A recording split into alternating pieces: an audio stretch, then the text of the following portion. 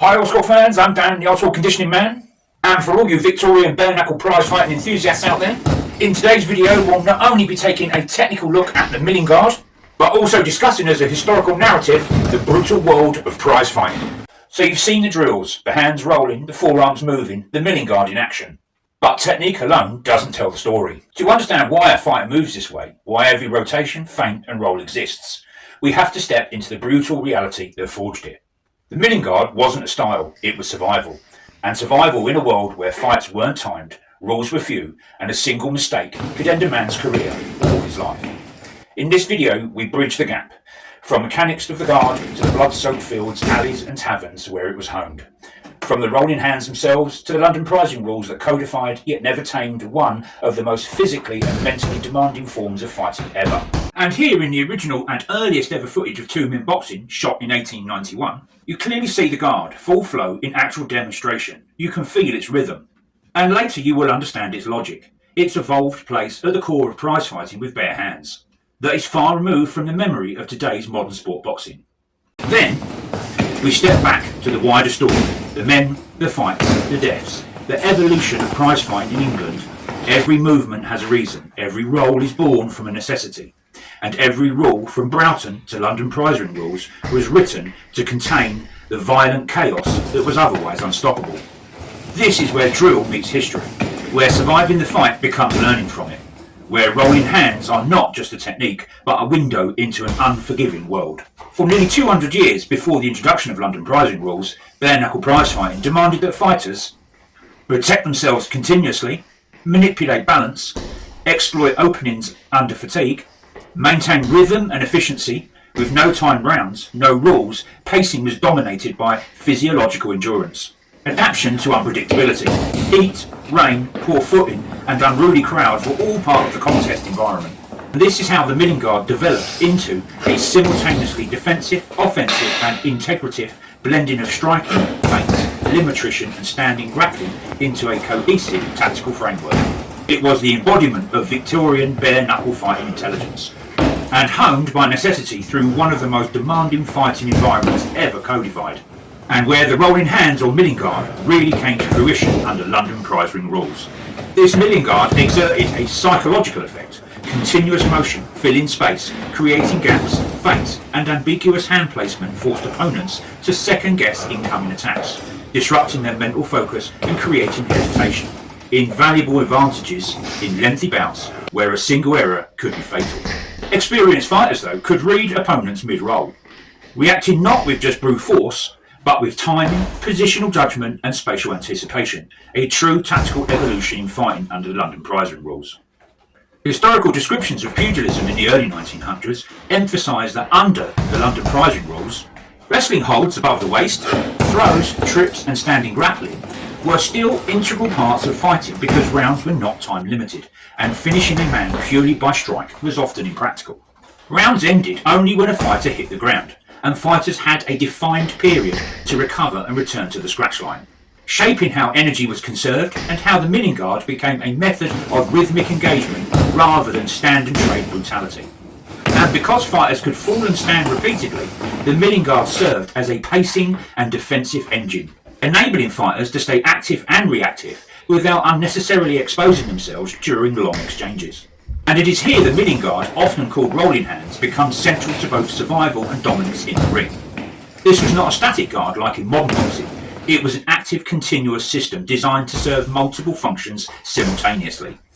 The term milling likely comes from the visual similarity of the hands moving continuously in a circular windmill-like pattern. Not static defence, but active motion that functioned as both disguise and shield. And it wasn't ornamental. The rolling motion created a complex moving target that was hard to strike cleanly. Contemporary writers and later analysts note that the milling motion in defence allowed fighters to parry, block, absorb and redirect strikes while always keeping their own hands in position to counter. Deflected strikes with forearms reduced impact and protected hands. Protecting bare knuckles was critical. A fracture could end a man's chances. The milling guard acted as a living shield, constantly adjusting to the opponent's attacks. It disguised intentions, making it difficult for an opponent to predict whether a movement was a block, feint or a setup. It maintained continuous readiness, allowing fighters to transition instantly from defence to offence or into grappling. A particularly devastating method was to block an incoming punch by rotating the wrist inward or outward, redirecting force into the attacker's muscles, causing impact pain, joint stress and progressive muscular fatigue. And over dozens of rounds, this slow erosion of the biceps, forearms and wrist muscles could reduce an opponent's ability to close the fist tightly or throw punches powerfully, effectively weakening their offensive capacity accumulatively. Victorian prize fighters understood that defence could be weaponised. Every parry and roll carried the potential to inflict attritional damage just as severely as it protected. In attack, hands always in motion created ambiguity. Opponents could never be sure whether a movement was a strike, a feint, a block, or a setup for grappling. Forearms became weapons in their own right, not only for strikes to the neck, ribs, jaw, or body, but also tools to attack the opponent's arms and disrupt their punching ability. And one of the most celebrated practitioners of this integrated offensive-defence approach was John L. Sullivan. In London prize ring contests, he developed a signature technique often referred to as the left arm chopping block. Sullivan would intercept incoming punches with strongly positioned forearm and wrist, stopping the blow simultaneously causing pain and degrading the opponent's arm strength. Immediately afterwards, he would follow up with a powerful straight right counter, a knockout tool he perfected over years of fighting under bare-knuckle conditions. This sequence, defence that injured an opponent's capacity, followed by a decisive counter, was a hallmark of Sullivan's ring intelligence and one reason he succeeded at a level few others did. The milling guard also flowed naturally into standing grappling, which remained legal and strategically vital under the London prize ring rules. Throws, trips, arm pins and body leverage were part of this era's fighting. Within a clinch, rolling hands could maintain control of an opponent's posture, create openings for throws or trips, and off-balance an adversary in ways that set up entirely new lines of attack. This combination of striking and wrestling made Victorian bare-knuckle fighting a hybrid system, where timing, leverage, spatial awareness and endurance were constantly intertwined. Next we'll have a quick chat about the historically significant London prize ring rule fights, and the men that fought them, and how they and their fights shaped the future of boxing. First up is Jem Mace. Known as the father of modern boxing, Jem Mace, already English national champion, was a master of the straight left and clinch control, believing that the right hand was only for finishing. His bouts under London prize ring rules often mixed striking, grappling and tactical pacing, winning him the famous 1870 bare-knuckle fight in Kennerville, Louisiana on the 10th of May, knocking out Tom Allen in a 10-round battle to become the first man to be recognised as world heavyweight champion. Jem Mace was not only one of the great bare-knuckle fighters of history, but also one of the early prime movers for international prize fighting to be moved and governed by the Marquis of Queensberry rules. Next up, John L. Sullivan versus Paddy Ryan, 1882, for the fight of the century, and to see who was going to become world heavyweight champion of the world. And although prize fighting was illegal in pretty much every state in America, the fight was globally publicised and drew crowds in their thousands to watch the fight, including one man, Jesse James, who rode halfway across America, evading lynch mobs, posses, the Pinkerton Detective Agency, the Texas Rangers and the US Marshals, all just to see who was going to be crowned heavyweight world champion. The fight itself, brief by bare-knuckle standards, lasting about 10 to 11 minutes and ending by knockout in the 9th round from a thundering right hand from John L. Sullivan, gaining him the world heavyweight title. The next, a fight 7 years later, with John L. Sullivan defending his undefeated title against Jake Kilrain in 1889. And perhaps the ultimate test of bare-knuckle fighting under London prize ring rules. And also the last recognised bare-knuckle world heavyweight title fight, fought in the unforgiving July heat of Richburg, Mississippi, and both men fought under the bare-knuckle rules with unlimited rounds and no clock for 2 hours and 16 minutes. Sullivan dominated using all aspects of rolling hands, defence, feints, limitation and time defence to weaken Kilrain's offensive capacity. Kilrain was knocked down repeatedly, thrown more than once and eventually fought on until his corner threw in the sponge after the 75th round, not only keeping his undefeated heavyweight title, but for the first time gaining a belt in recognition of his pugilistic standing as the #1 man in the world, another tradition born under the London prize ring rule era that still survives today in modern boxing, though nowadays its meaning has been somewhat diluted. With unequivocal round-ending reality, this is how bare-knuckle boxing under London Prize rules changed rhythm. Under the new rules, a round still didn't end on a clock. It ended when a fighter was knocked down, thrown or lost balance. After going down, a fighter had 30 seconds rest, then 8 seconds to return to the scratch line unaided, or he was declared beaten. This fundamentally changed how fighters paced themselves. They had to conserve energy over unpredictable bout and round lengths, which shaped tactics, guard strategies and psychological endurance. By the time London prizing rules were codified in 1838 and later expanded in 1853, Victorian bare-knuckle fighting and the milling guard had evolved into an intricate, multi-dimensional system. These rules governed fights for over half a century and governed how elite men tested themselves under the harshest conditions available. And the men who excelled in this environment were not merely physically strong, they were tactically intelligent, resilient and courageous beyond measure. But before we can begin to discuss how the introduction of the London prizing rules affected prize fighting of the Victorian bare-knuckle boxing era, and not just for the men in the prize ring, but also altering its corruption, vague illegality, and its social acceptance in elite society, becoming something which gentlemen could engage in, we must first go back to a time when bare-knuckle prize fighting was an even more brutal affair. Though hugely popular, a time before codification, governance, or even any rules. And before rules, prize fighting was not a sport in the modern sense. It was a spectacle, a gamble, a test of endurance, and sometimes a death sentence. Men fought bare-knuckle in open fields, courtyards, inns, fairgrounds, wherever a place could be agreed upon and money could be wagered. It was virtually no holds barred. Well, actually, it was no holds barred because there were no rules. Kicks, knees, elbows, eye gouges, and strikes to any part of the body were fair game. There were no prohibited areas. A man savagely beaten who refused to yield faced brutal consequences. There was no standard distance, no agreed structure, no universal understanding of when a fight was even over. If a man fell, he might be hit again. Yup, you could stamp on it. If he couldn't rise, the crowd might decide whether the fight continued. If he died, and men did die, it was not treated as an aberration. It was simply part of the socially accepted risk. Early prize fighters did not train through drills or systems. They learned by surviving, by watching other men break, by understanding exhaustion, and by discovering, often the hard way, what worked when fear and fatigue set in. The emergence of rules was not driven by compassion alone. It was driven by the need to contain chaos, protect gambling interests, and to keep fights going long enough to remain profitable. And the milling guard, in some form, almost certainly existed. Any man who lasted learned how to stay upright under pressure, but nothing was formalised, nothing was taught, and it was violence without constraint. But things were to change in 1741. In 1741, Jack Broughton faced a man called George Stevenson in the ring. Stevenson refused to yield, despite being repeatedly and heavily struck. Broughton, in an unrelenting display of power and skill, beat Stevenson so savagely that the man died 2 days later from his injuries sustained during the fight. Broughton himself was horrified. He had pleaded with Stevenson during the bout to give up, but Stevenson persisted. This experience almost led Broughton to quit fighting entirely. It was only the persistent encouragement of his patron, the Duke of Cumberland. Yes, that Duke of Cumberland, who in 1746 would take a trip up to Scotland and smash Bonnie Prince Charlie and his Jacobite army at the Battle of Culloden. The Duke cajoled, pressured, and finally persuaded Broughton to continue fighting. Because the Duke liked betting big sums of money and he knew Broughton was a sure thing. And his final persuasive argument was to finance Broughton and his setting up of his Haymarket Boxing Academy. Broughton's Academy opened in 1747 and became the first systematic school for prize fighting in London.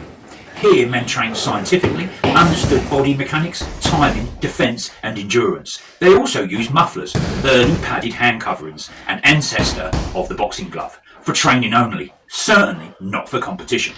The horror of the Stevens fight directly led Broughton to force the introduction of the first codified set of rules for prize fighting in 1743, and these were known as the Broughton Rules. Broughton's rules were more practical than moral and contained only 7 guiding sets of rules. A man knocked down was given time to recover. 2. A downed opponent could not be struck. 3. Certain forms of wrestling were allowed, but wrestling was limited. 4. Fights must take place in a defined ring or agreed space. 5. Refusal to obey a referee or follow the rules could disqualify a fighter. 6. Betting disputes were to be settled before the bout. 7.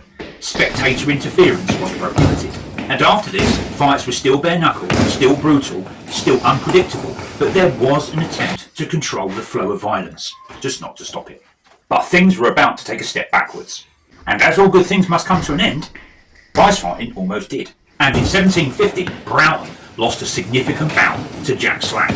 The Duke of Cumberland, a noted spitefully sore loser, had bet heavily, £10,000 to be exact.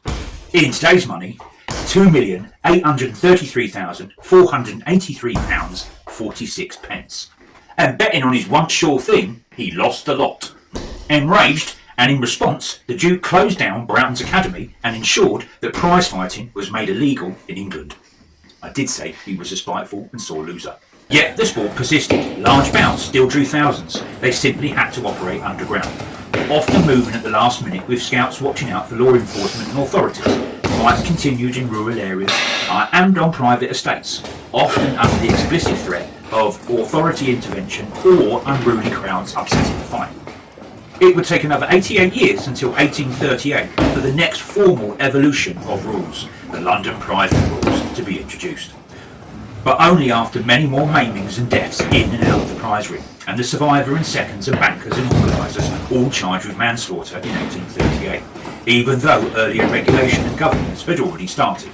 And started by Gentleman John Jackson, the man who helped legitimise prize fighting.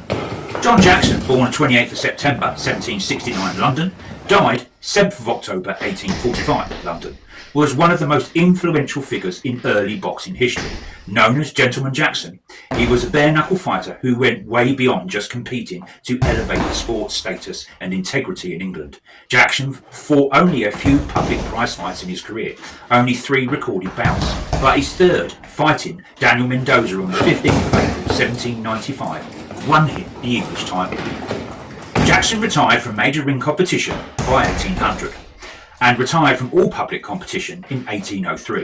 Jackson used his public profile to promote the sport and teach, and opened a boxing academy for gentlemen at number 13 Bond Street in London's West End, where he also resided. The academy was a private subscription-style gymnasium catering largely to the aristocracy and upper classes, not the common street fighters of earlier eras. Teaching scientific boxing, emphasising footwork, distance and tactical striking to the wealthy and aristocratic students included the poet Lord Byron. His academy offered structured instruction, often conducted with mufflers, again an early form of padded practice gloves, for controlled sparring, emphasising scientific boxing principles, balance, distance, footwork and defensive timing, and helped separate disciplined pugilism from the chaotic street fighting. Jackson's academy represented a shift in how pugilism was viewed in Britain. He moved boxing instruction out of rough taverns and alleyways into a setting where gentlemen could pursue pugilism as a disciplined art and a respectable exercise. Jackson's academy was considered so prestigious that Pierce Egan, a chronicler of pugilism, said that not to have had lessons from Jackson was a reproach, and that listing his pupils would read like 1/3 of their peerage, which included Lord Byron, the romantic poet.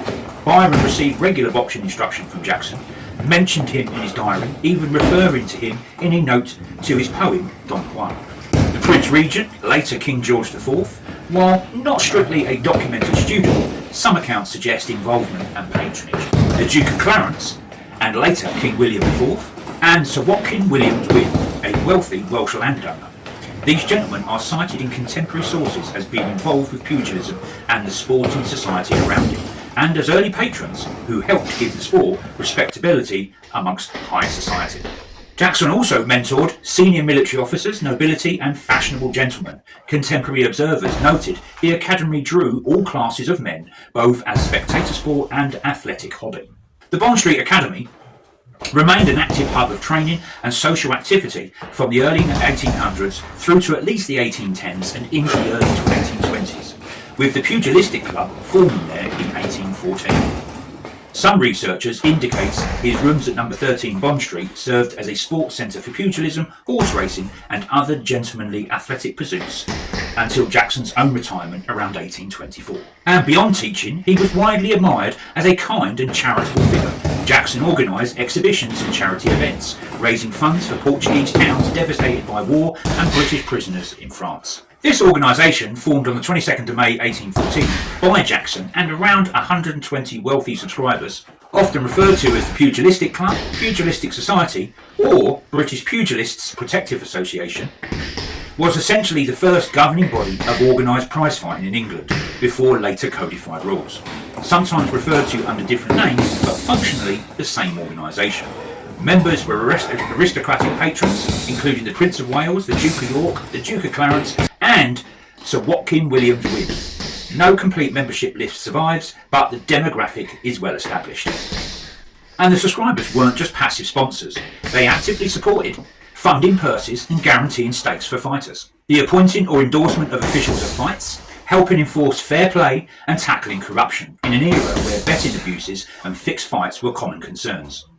Officials wore blue and buff uniforms, and the club's ropes and stakes bore its initials. And other functions of the organisation included regulation and governance, subscriptions and purses, fight sanctioning, banker and referee roles. So, if Broughton's rules of 1743 and Jackson's better instruction and promotion of the sport of prize fighting and his setting up of the Pugilist Society, the sport's first proto-governing body, and were all in place and operating, why were the London Prize Ring rules adopted in 1838? Under older Broughton rules, which had served since 1743, there was little clarity about many dangerous practices. Fights could drag on endlessly, fouls were poorly defined, and the anything-goes brutality still occurred. Deaths in the ring in the 1830s demonstrated that Broughton's framework was insufficient. The London Prize Ring rules were introduced, and both historians and contemporaries agree on this, due to the repeated deaths and controversies that the Broughton rules were just insufficient to stop, and the catalyst for all this was the fatal Owen Swift Brighton Bill bout. In March 1838, British bare-knuckle fighter William Phelps, also nicknamed Brighton Bill, fought Owen Swift in a brutal bare-knuckle contest that lasted 85 rounds and around 95 minutes at Melbourne Heath in England. And a crowd of around 3,000 spectators gathered to watch one of the most savage displays of prize fighting in years, with bets even placed on whether either man could survive the encounter. Phelps, who himself had previously killed a man in the ring, was dreadfully punished and collapsed after the fight. He died 2 days later from injuries including a brain hemorrhage and a punctured lung. Some of Swift's opponents had also died in fights before, and following Phelps' death, Swift and several organisers were charged, and Swift with manslaughter. The notoriety of this fatality directly motivated fighters and officials to create a new, more detailed and regulated rule set. This incident was seen by contemporaries as one of the most savage episodes of prize fighting in living memory, and it disgraced the country. In other words, Brighton Bill's death was a turning point. The fight exposed how chaotic and lethal unregulated fighting still could be, and actively promoted the creation of the London Prize Ring rules to bring some structure and safety to a still lethally brutal sport. By the dawn of the Victorian era, the brutality of unregulated bare-knuckle contests persisted, even after the codification of Broughton's rules. It had not disappeared. The horrific death of William Brighton Bill Phelps in 1838 highlighted this in the most stark way, and communities of fighters, promoters and patrons realised that a more detailed ruling framework was essential if prize fighting was to endure as something beyond chaotic, sometimes fatal, street brawling. Thus, the London Prize Ring rules were first introduced in 1838 and later expanded with an additional provisions in 1853, formally governing bare-knuckle prize fighting for over half a century, right up until 1892. What's critical to understand is that these rules did not transform prize fighting into what we think of as modern boxing. They regulated it, giving structure, defining fouls and conduct, but fights under London Prize Ring rules remained raw, unpredictable, physically multidimensional and frequently brutally violent. It's one thing to write rules on a page. It's another for two muscular men breathing heavily and bleeding to fight under them for dozens of rounds, with no timed limit. Under these rules, a round did not end on a clock. It ended when a man was knocked with a fist, tripped or thrown bodily into the ground.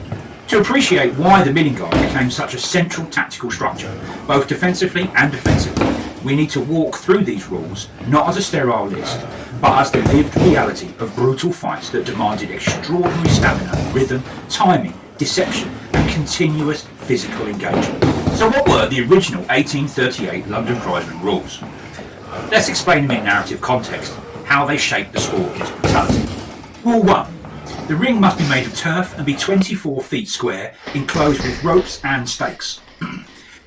The physical fighting space wasn't a padded ring, it was turf and ropes, forcing fighters to manage traction and balance as part of strategy. Rule 2. A central mark called the scratch was placed in the centre of the ring. After every fall, each fighter had to return to this mark to resume. Rule 3. Each fighter had a second and a bottle holder. These men managed water, sponges and assisted between rounds, playing a vital tactical role in long contests. Rule 4. Fighters were identified by coloured handkerchiefs. These were both practical and symbolic, helping spectators and bettors track who and what was going on in dusty, sun-bleached rings. Rule 5. 2 umpires and a referee oversaw the fight. Their role was to enforce rules, no small task in a contest where one error could decide wages or reputations. Rule 6. Fighters met at the scratch and shook hands before each round. This handshake ritual affirmed mutual consent to continue. Rule 7. A fighter had 30 seconds rest after a fall, then 8 seconds to walk to the scratch unaided. If he failed, he lost. There were no carried returns, a rule designed to test true endurance, and also to stop the forcing of men to continue beyond their endurance. Rule 8. Any man who willfully went down without a blow was disqualified. This prevented fighters from gaining the rest by falling intentionally. Rule 9. Bare knuckles only. No gloves were permitted. Gloves were seen as altering the essence of the fight and were excluded under London Prize rules. Rule 10. No hitting a fighter when he was down. This distinguished London Prize fights from earlier anything goes contests. Rule 11. No butting allowed. Headbutts were specifically banned, narrowing brutality into controlled parameters. Rule 12. No tearing of flesh or eye gouging was allowed. This was a direct refinement to reduce maiming tactics. Though, as we have seen in a previous video, fairly ambiguous, vague, and often ineffectual. Rule 13. No biting was allowed. Biting had been part of earlier unregulated fighting and was expressly outlawed. Rule 14. No kicking was allowed. Kicking was banned even though grappling and throws were permitted. Rule 15. No use of resin, stones or hard foreign objects in the hand. This ensured fists remained truly bare and prevented concealed weaponisation. No squeezing the ropes to gain advantage. Ropes were boundary, not a tactical grip point. 17. Seconds may not interfere while fighters were fighting. This kept the engagement between the principals alone. Rule 18. If a fighter refused to comply with the rules, he lost. Compliance with it was enforced strictly. Because prize fighting was still technically legal, Rule 19 was introduced, with provisions covering rain, darkness or interference from the authorities. These rules anticipated interruptions and gave referees ways to handle them, recognising the real-world volatility of prize fighting. Rule 20. Fighters could not wear spiked boots above a regulated size. Footwear was controlled so traction could be gained without tearing flesh. But by the early 1850s, it had become clear that the original 1838 rules had made prize fighting structured but not comprehensive. Ambiguities remained about fouls, enforcement of rest periods, the exact roles of seconds and officials, how to handle fights and ring conditions, and disrupted contests. So, in 1853, members of the British Pugilistic Association, an organisation that included many former fighters and promoters, revised the London Prize Ring rules into a more detailed set of 29 rules. The 1853 editions formalised more precise ring setup, demonstrating that consistent footing and equitable space were essential to fair fighting conditions. They also clarified how police or magistrate interference, darkness or unforeseen interruptions were to be handled, acknowledging that prize fighting often collided with public order issues.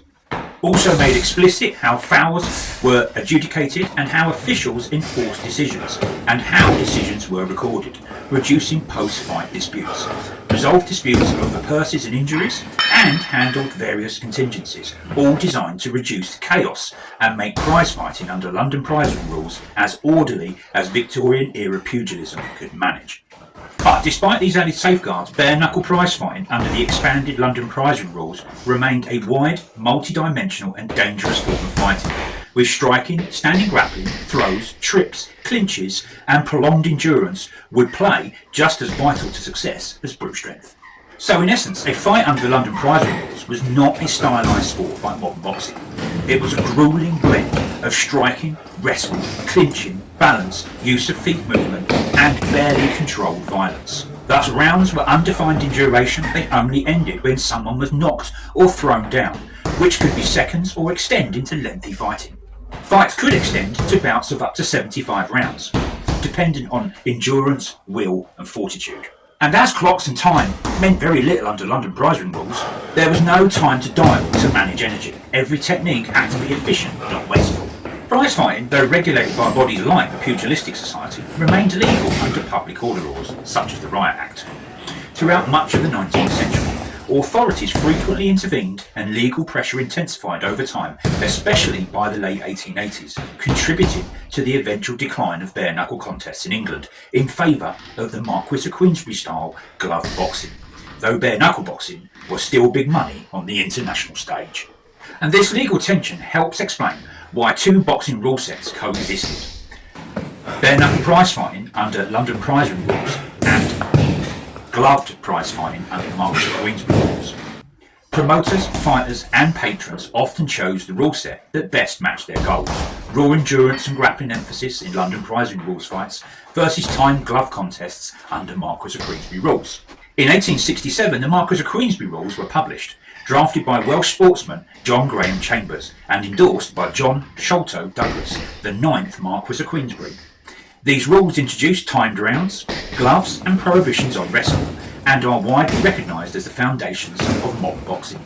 And although the London prize ring rules, governed by the Pugilistic Society, remained in force and were still used for governance of bare-knuckle contests well into the late 1800s, the Marquis of Queensberry rules began to supplant the older code in the 1860s and 1870s. Boxing contests under Queensberry guidelines grew in popularity, especially for glove contests, and began attracting fighters, promoters and officials away from bare-knuckle practice. But it is important to note that this was not an abrupt switch from one governing body to another.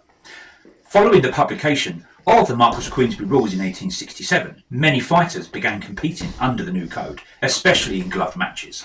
Despite that, bare-knuckle prize fights continued to be held under London prize ring rules for many years, often with elite purses and championship stakes, because the Queensberry rules did not immediately replace them across England or the international prize fighting scene. And this is borne out by the last major heavyweight title fought under London prize ring rules, John L. Sullivan versus Jake Kilrain in 1889, lasting 75 rounds. Sullivan retained his championship, and this contest is generally seen as the final high-profile bare-knuckle championship fight under the old code. Even after this, bare-knuckle prize fight contests under London prize ring rules persisted, albeit gradually fading as Marquis of Queensberry style contests became more standard, eventually culminating and replacing London prize ring rules in 1892 with the John L. Sullivan and Gentleman Jim Corbett fight, the first gloved mandatory world championship fight and under Marquis of Queensberry rules. And although, as we have already said, the London prize ring rules were supplanted and eventually replaced by Marquis of Queensberry rules, London prize ring rules left a lasting legacy on boxing. By the late 19th century, the London prize ring rules had formalised bare-knuckle prize fighting without stripping it of its brutality. Fights remained hazardous, requiring courage, intelligence and relentless conditioning. The milling guard perfected under these rules and was a direct response to the increased ruling systems that allowed a still very wide style of fighting. Even as the Marquis of Queensberry rules began to shape the sport from 1867 onwards and ultimately replaced London prize ring rules officially in 1892, the timing, instincts, the techniques honed in the bare-knuckle prize fighting era influenced fighters of the Marquis of Queensberry rule system for generations. The legacy of London prize ring rules and rolling hands remains a cornerstone of understanding why Victorian bare-knuckle prize fighting was not simply a precursor to modern boxing. It was a formidable system in its own right. As I said earlier, 1892, the bare-knuckle championship era had officially ended. And with its passing, the public beginning of a new era of boxing commenced.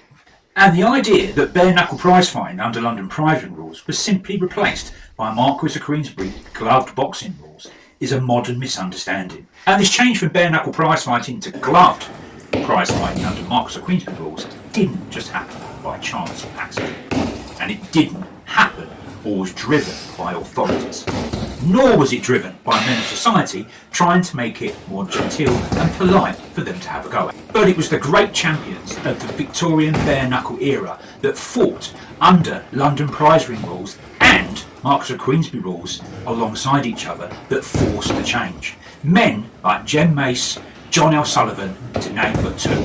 And also future gloved champions under the Marquess of Queensberry rules in the very late 1800s, Bob Fitzsimmons, Jim Corbett, and my favourite Victorian pugilist, Big Jim Jeffries.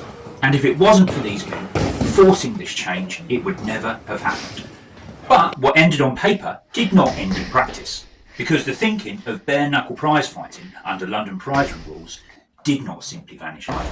As the men who were to become Marquess of Queensberry champions and shape early modern boxing history were trained by men who lived and fought bare-knuckle under London prize ring rules conditions, and they carried with them a multifaceted understanding of fighting, one that included striking, clinching, wrestling, balance, disruption and attrition, and this legacy remained visible well into the early 20th century.